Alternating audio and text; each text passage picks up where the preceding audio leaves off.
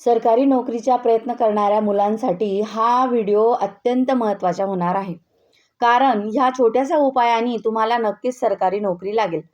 विश्वास ठेवा, बऱ्याचशा मुलांनी हा उपाय केलेला आहे आणि तो सक्सेसफुल झालेला आहे. छोटासा उपाय आहे, नोकरी लागेपर्यंत तुम्हाला ती वस्तू खिशातच ठेवायची आहे. हा उपाय फक्त ज्यांना नोकरी पाहिजे तेच करू शकता. आई, बाबा असं काही करू शकत नाही. तर मंगळवारच्या दिवशी तुम्हाला हनुमंतरायांच्या मंदिरात जायचे आहे. या ठिकाणी ह्या मी सांगणार आहे त्या वस्तू घेऊन जायच्या आहेत. वस्तू आहेत केसर, दालचिनीचे खांड, लांब काडी अखंड असली पाहिजे.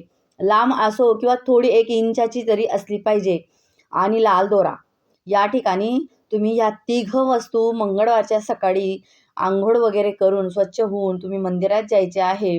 या ठिकाणी तुम्हाला दालचिनीची काडी मारुतीच्या पायावर व्हायची आहे आणि ती काडीला 7 ठिपके आपल्याला या ठिकाणी केसरचे उघडून घ्या केसर आणि केसरचे 7 टिपके आपल्याला एवढी काडी घेऊन जा की 7 टिपके केसरचे या काडीवर ठेवले जातील. अशी एवढी काडी घेऊन जा तुम्ही आणि या ठिकाणी आपल्याला 3 वेळा हनुमंतरायांना निवेदन करून 3 वेळा हनुमान चालीसा वाचून त्या काडीला लाल धागा बांधून ते